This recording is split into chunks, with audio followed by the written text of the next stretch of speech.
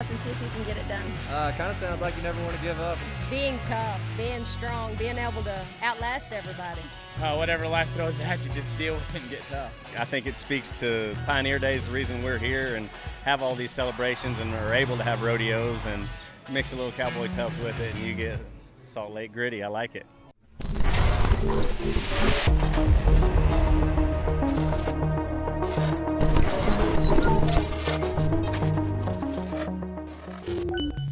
Welcome to this week's Silicon Slopes Live. I'm joined by Riley Butters, the co-founder and CEO of Donde.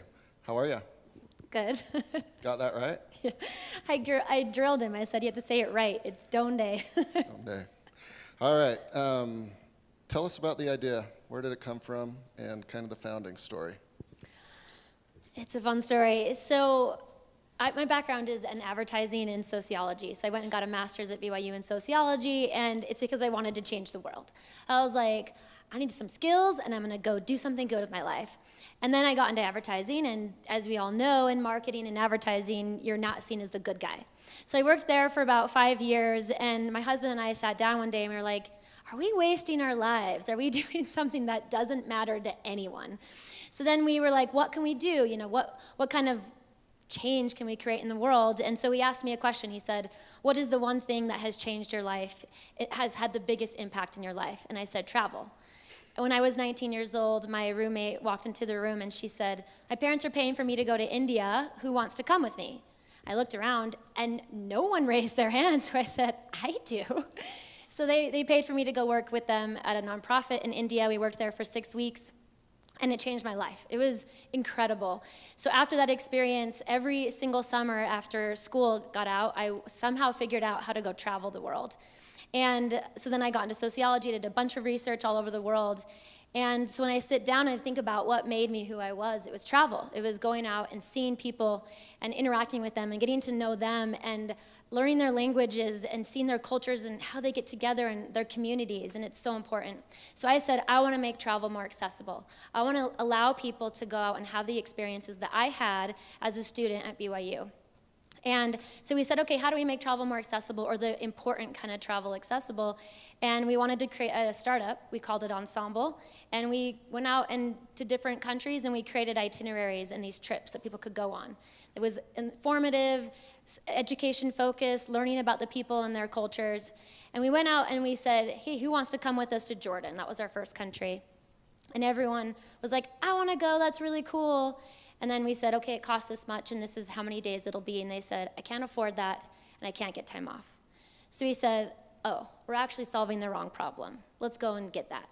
So that's where Donde came about, and that's the story. We wanted to change the world through travel, and now we're going to make it more accessible by getting it to the companies. Yeah. So it is tricky, right? You need to have the money and time. Time oftentimes is the trickier part.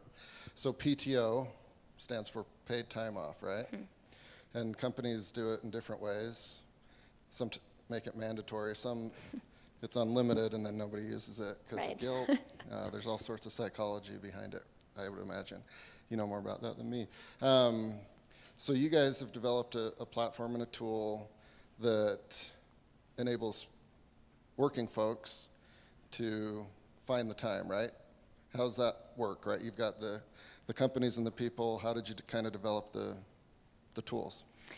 Yeah, so we did a bunch of research. Me being kind of the nerd that was a sociologist, I was like, okay, what's the research out there? How do I actually know that this can work?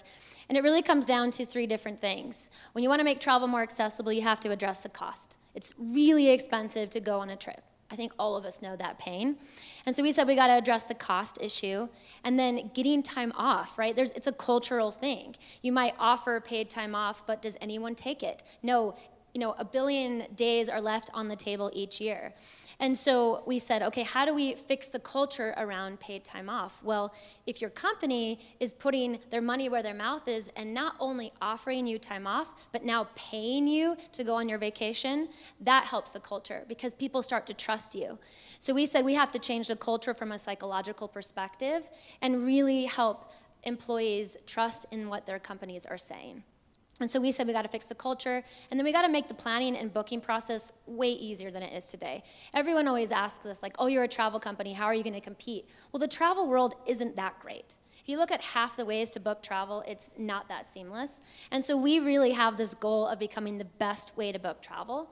And so kind of our focus is saving, planning, and booking. How do we make that the best process possible, and then fix the culture along with it? Yeah. So as far as benefits go, right, there's the old standard of 401ks, and we'll give you some money for retirement and some health benefits. And then there's a lot of newer and cooler things too in this day and age. But with this example, it would be the company's matching some funds that I want to go to South Africa and see some rhinos, right? That's Right. your goal. And they'll contribute to that. And that's like a joint goal. Well, maybe not a joint goal, but that's the goal of the person. And then is there kind of an inherent advantage for the company to also know, like, oh, cool, they want to go to South Africa and see the giraffes and see the rhinos, and at some point the math will add up and they'll be able to go? Is that kind of how that works from the company side? Yeah, so the company, what's interesting is we built a fintech platform. So one of the benefits of that is that the company can contribute on a match basis. They can say, okay, we're going to contribute $100 to every single employee a month, but it's based on how much the employee contributes. So together they're saving. So essentially now, whatever money you put into the platform, it's doubled. And so that's really incredible. Like all of a sudden you save 100, now you have 200, and in 12 months you have 2,400. It's amazing. So we wanted the company to contribute alongside the employee. So together they're saving. And then the company can also reward and recognize their employees in Donde as well. So if you say, hey, it's your birthday, here's $50 to Donde, or thanks for working late, here's $100 or whatever, or let's hit this revenue goal, here's $2,000 for everybody, right? We have companies that are utilizing it in a variety of ways. So it's really just the ability for the company to invest in their employees' time off. Yeah. All right, so you had the idea, you figured out that the pain point was a little bit different than your first idea. So at some point, you're going to make a decision like, we'll do this. Describe kind of the early days of building the company, right? Because there's finances, there's sales, there's web development, app development. What were some of the funner and what were some of the worst parts of the early days as you're building the actual product? That's a good question. Well, it's interesting. I always had my husband alongside me, so my co-founder is my husband as well. And then we also have two other co-founders, our CTO, and then what I call him the rainmaker. So we talked about kind of monetizing Donde, and that's what he helped us identify. So the good parts about starting the company is I realized that I didn't want to do it alone. So that's kind of unique about Donde. We do have 4 co-founders because I knew it was going to be difficult. I'm a first-time founder, and I'm not ashamed of that. It's like, I don't know what I'm doing, and so I'm going to go out and I'm going to ask a lot of questions, and I'm going to go and get mentors. So I found the right co-founders, I found the right other employees that we've had alongside us the whole time, and then I found really great advisors. They came to me, they were willing to support us, and I said, please, be alongside us on this journey. So I think that was the good part, was seeing how eager people were and willing to support me. And it's been amazing. They've been incredible. So that was really great. The hard part was that we essentially incorporated January 2020. We're a travel company. And we went to Silicon Slopes in the summit January 2020, and it was like, this is so cool. We're going to start this amazing startup. And then March rolled around. And that was terrible because, all of a sudden you say, I've never done this before, most people fail, and we're definitely gonna fail. And so those first 3 months, it was dark. We didn't know really what to do. I would sit on calls and they'd be like, don't talk to me. I'd sit with VCs just trying to see kind of what the environment was like, and everyone slammed their doors, or their Zoom links, right? They basically said, we don't think this will work, and good luck. And so that's hard to hear as a first-time founder because you don't know if you actually can overcome that. Like, how are we going to pull through on this? So you have to dig deep, and I think it's scary to try to figure out, okay, do you have something that's going to work? Do you feel like this is viable? And are people going to believe in you even though it's really tough, even though people don't believe in what's happening right now? So COVID was terrible. And that was difficult to try to get my team just to recognize that we're going to pull through and we're going to show that travel's going to return and it's going to be fine. I had some people say to me, like, travel is never going to return. It's going to be like 10 years. And I was like, it's going to be 6 months. So, even though I was terrified of COVID, I just had to believe in what I knew. And so, so you have to just pull through and dig deep. And our team was incredible for doing that. Yeah. You're not going to keep people from moving around the world. Exactly. Regardless of it's going to happen, of course. Yeah. All right, let's hit a little bit more on the mentors and some of your investors. It's a good group, at least on a local level, like really well known. So for you, you've mentioned first-time founder. It can be a little intimidating doing anything with a startup, selling it, getting customers, fundraising. And then for you, you've got a good group of mentors and investors, but it might be a little intimidating reaching out and asking questions, right? Like, will they think I should have known this, or how do I phrase that? So what's that like in interacting with the mentors, and how do you utilize them, and how do you take their feedback? So every one of our mentors and advisors were intimidating, for sure. Except for maybe, the one that was critical at the very beginning was Owen Fuller. He's the CEO of Lucid Press, and he's actually the reason that I feel like Doan Day, not necessarily not necessarily like that we continued because of him, but because we exist because of him. He approached me, this was 2018, we were at a Women Tech Awards event, and I hadn't seen him since college, and he walked up to me, and I was like, oh my gosh, you're so cool, like you're in the tech world, this is amazing. And I said, I have this idea, do you want to go to lunch? And he said, yeah, let's do lunch. And from that moment, he was the one saying, you can do this. Like, even though I doubt myself every single day, and I always think of Owen, and he's the first person I text, and I say, this is what I'm nervous about, can I do this? And he was the one that said, you can do this. And so having that person alongside you and supporting you is critical, because you doubt yourself and you don't know if you can do it. So he was amazing. He was intimidating because of who he was and his background, but his personality allows you to be able to approach him and to ask questions, so that's been great.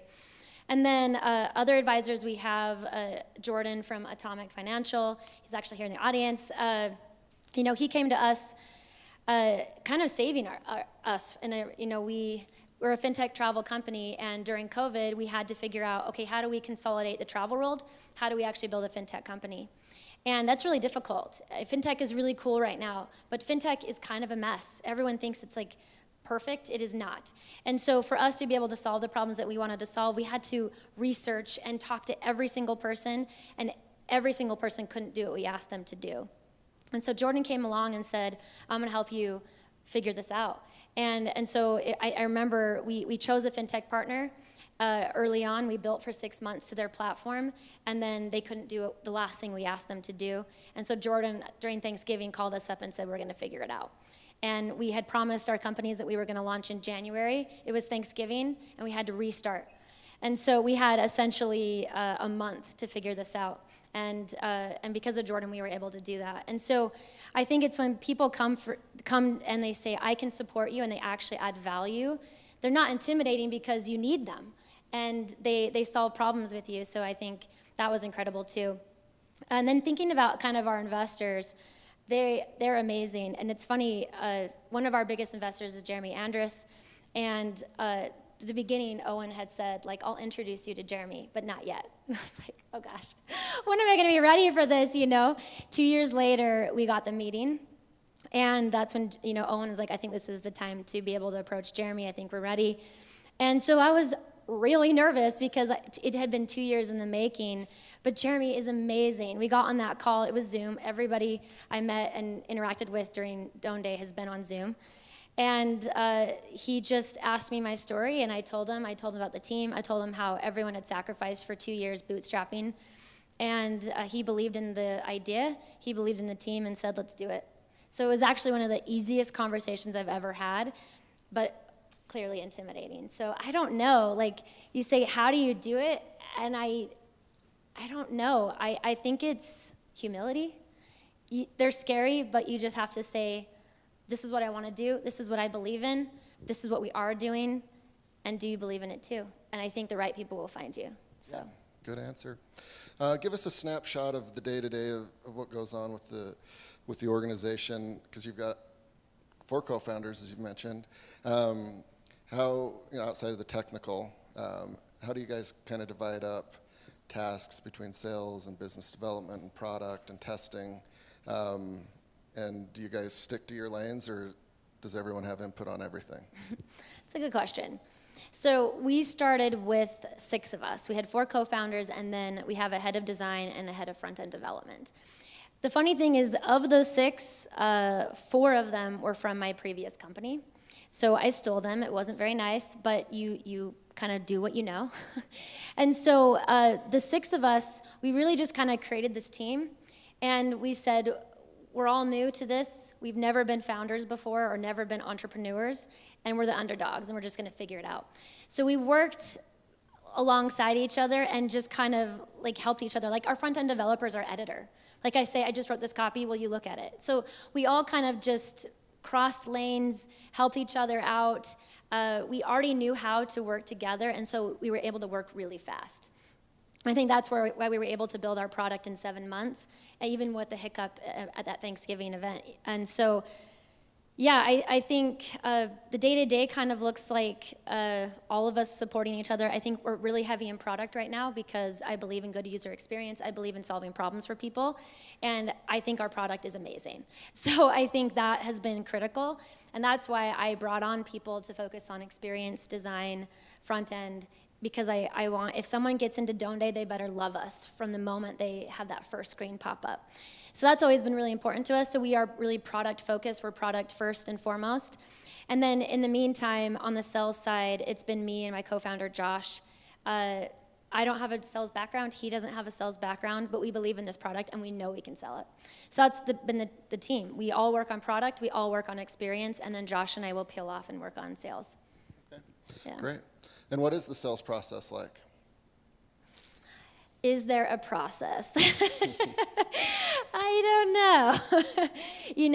It's funny. I will, work really hard, try to figure out a good process. Then I'll go to my advisor and I'll be like, does this make sense? Am I doing this right? And they'll be like, no, do it differently. And then I'll change it. So it's a lot of iteration. It's a lot of just kind of figuring out in the moment and working with it. So our sales process is we target right now, our MVP cohort is all small businesses. They're all ranging from 5 to 30 employees. That was intentional. We are enterprise focused. We do want to go for the enterprise companies, but you can't start running out of the gate. So that's our kind of crawl, walk, run approach. And so we kind of addressed those guys. We got them on the platform. It's been really awesome. We have 50% adoption and increasing. So we're really excited with that. And now the focus is, okay, how do we get this next cohort in the platform? Our next cohort is much larger, so we'll go from 100 users to about 15 to 2,000 users. So it's gonna be a big jump for us in terms of trying to service all of these people, make sure that the app works, it can handle the load. And so we've got a big task before us the next month. These next companies will onboard between August 15th and September 1st. So it's a big push for us. And so the sales cycle has been, let's get the first companies in, make sure that they're happy, and now let's go find the most friendly companies, the ones that are gonna be our champions, the ones that are gonna say, yes, we believe in this idea, we believe in paid time off, we believe in our employees, we actually believe in culture. You think that's a kind of a funny statement. Like, everyone talks about culture, but when you actually dig down and you ask them questions about, are your employees burned out, and what are you doing to actually solve that problem? They don't have answers. And so we wanted to find the companies that kind of just got it and said, we need Donde, and this is gonna be great. So we've got, that's kind of where we focus, is just who are the ones that are gonna believe in us and help us champion it in their organizations. Yeah, I've got a couple more questions and then we'll open it up to the audience, so get ready. So as first-time CEO, first-time founder, and then you don't have a background in sales, but you're doing sales. Describe the level of joy when you landed your first customer, or maybe that first cohort. What was that feeling like? It was amazing because, as I said, I'm really hard on myself. I feel a lot of insecurity around just the things I've never done before. But then I also just say, like, I've never done it before and I'm just gonna do it. So I guess there's this level of insecurity, but also this, like, maybe level of confidence. And so it's funny, our first kind of cohort, they were all cold sells. We didn't know any of them. You'd think you'd just go to the people that you know. That's not how it turned out. And so for us, that first sell, it was actually March 2020. we were talking, I think, at an event, and someone came up to me and said, I need this for my company. And that was incredible because someone approached me. I was just telling our story, and someone said, I need this. And 12 months later, we actually got him in the platform. So he stuck around, and he believed in it, and now his company is using it. So yeah, it's amazing first to have that first sell, but it's also amazing when you walk around and you say, oh, I am the CEO of Donde, and someone says, oh my gosh, I've heard of Donde. It's like, what? How are you saying that word? Like, I didn't make it up, but we came up with the name. Well, just one night we were like, we want to build a travel company, and I was sitting on the couch and I was like, okay, what's the name going to be? What's the name going to be? And I first came up with Quando. I was like, when? When are they going to go on their time off? And I was like, no, that sounds stupid. So then we said Donde. That makes a lot more sense. And so now when people say Donde, it's amazing. It's like, I can't believe that people actually know this name. And so that's really exciting too, that your brand has recognition, that people believe in you. So the sell is amazing, and the brand recognition, yeah. Very cool. Are you far enough along where you have some data, whether it's anecdotal or actual data, that can show some success stories of the employees using it and the customers being happy? Yeah, so adoption of HR benefits is not high. It's actually kind of amazing how low it is. So we went out with a high goal of 75% adoption rate. We have about 50 to 60% depending on the company. And we feel pretty good about that. And we talk to people, they're like, that's pretty amazing. So that's a success story for us, that people are actually adopting this platform. And what we call adoption is people are putting money into it. So they trust us enough to say, I'm going to put my money in, and I'm going to book travel through Donde. And so that's kind of like our first success is just that. But in terms of talking to these companies, we did not expect any bookings until 6 months out. We just hit the 6-month mark. We launched in February, now it's July. And to this point, we've had 35 bookings. So we are exceptionally excited about that. That people not only put money into the platform, but they actually booked travel through us within that 6 months. And what we've heard from some of the kind of case studies in the companies that we have in the product today, this one that I love that's amazing, this employee, we actually knew him. We had talked to him early on. So we had a relationship with him. And one day I asked him, I said, hey, I noticed you don't have any money in Donde. Why not? Like, you're one of our guys. Like, why are you not putting money in? And he said, even though I believe in your product, travel isn't accessible to me given my family dynamic. He has a child with developmental issues, and they've never traveled since they had that child. And so he said, I just can't do it. And we said, well, that totally makes sense. Is there a way that we can support you? And he said, let me think about it. I'll get back to you. 2 weeks later, we had a form submission, a booking request, and it came across as him. And he said, I've decided that I really want to go see my family in Chicago, and I would love you guys to help me. And so we were able to find him the flight that made sense given the delays, the timing, where he needed to be. We were able to book him a car. And so we were able to get him out with his son traveling, and that's what we're here to do, is to try to make travel more accessible. And his company helped support him in that cost, and it was amazing. So that's one anecdote that I love. Another is our customer, he uses Donde in every single recruiting conversation he has. They're growing, they're in their Series A and Series B, and they are hiring like crazy. And he says, I bring up Donde in every single meeting. Because I say, this is kind of how he talks about it, is that I care about your time off, I care about your work-life balance, and because of that, I'm giving you this benefit called Donde. What that means is that we're gonna contribute, and you're gonna be able to save towards travel. We're gonna help offset that cost. And what I want you to know is that your time off matters. It's because I want you to show up and to be able to do the best work of your lives. And he really believes that. He wants his employees to show up and to do the best work of their lives. And he believes Donde is part of that equation. And just hearing him say that was amazing. It's like, yes, you get it, and let's go do that with other companies. So just, yeah, those are kind of the two that I like to talk about. Yeah, those are great stories. And so I assume you and your team use your own product, right? Yeah. So everyone has to. They have to book through Donde. So what does your profile look like right now? What's the trip that you're planning for? That's amazing. So I always use this story. I'm the worst millennial out there. I do not save. I have only booked travel since my undergrad. I've only booked travel through credit. And with Donde, I have now $1,000 in my bank account. I have booked a flight. or 2 flights, a hotel, and a rental car. And I still have $1,000 in my bank account. So for 6 months, I've now saved $2,000, and none of it has gone on credit. So, that's just me telling my story, but that's what we want. We want to, have people not go into debt to be able to travel. So that's what my profile looks like. I also have a goal of saving $1,000 so I can go to Paris in October. And I'm well on track. My app tells me that. So it's fun because we can see it working for people, and I'm one of the use cases. Yeah. Absolutely. Okay, last question, then we'll open up for the audience. What's the best trip you've ever been on with all of your travels? So I have a deep love for the Middle East. I've been to Jordan several times, and that is my favorite country, place to visit, but it's because I love those people so much. The food is incredible. And one of my favorite memories is when I was trying to build the itinerary for our Jordan trip for my previous company.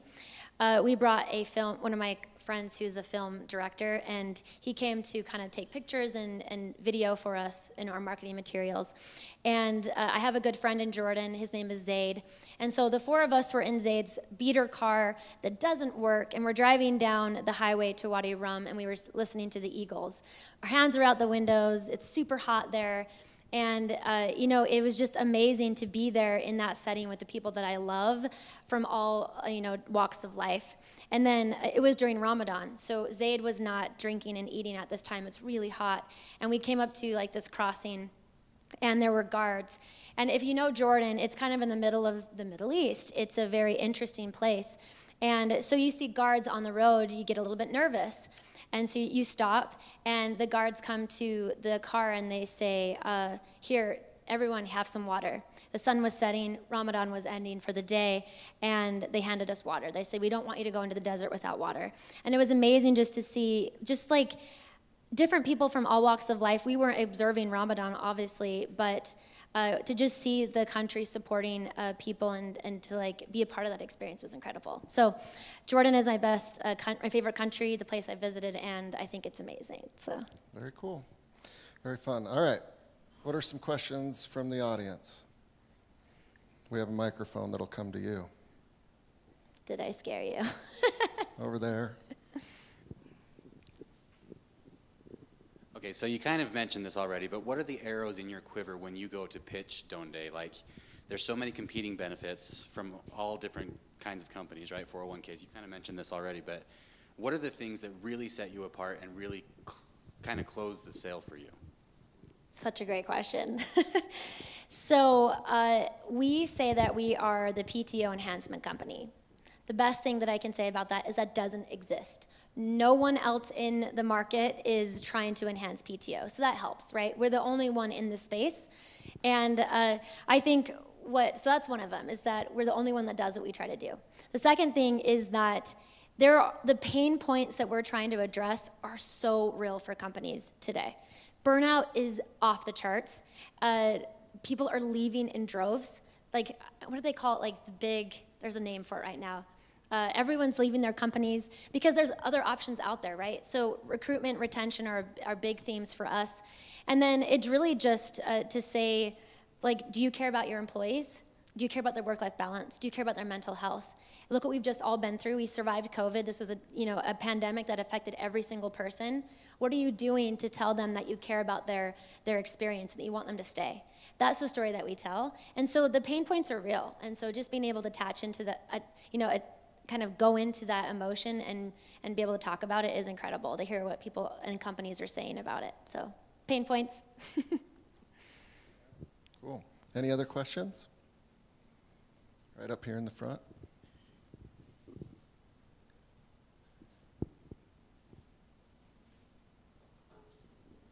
So my question is, do you plan on doing a seed round, or do you count your bootstrapping as your seed round? No, yes, we plan on a seed round, and I do not count our bootstrap as our seed round. So we took money early on from some early investors just so that I could quit my job.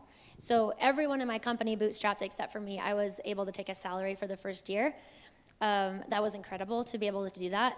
I'm a mom, and I have a mortgage, so I couldn't bootstrap.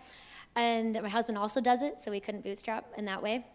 But then we just raised a pre-seed round. We called it a pre-seed because we didn't feel like we were ready for a seed round. We raised 1.5 in that round, and then our intent is to go and raise our seed round this fall. So we're gonna raise 2 rounds in 2021. Yeah. That's good. Cool. Last chance. Any last questions? Over there on the couch.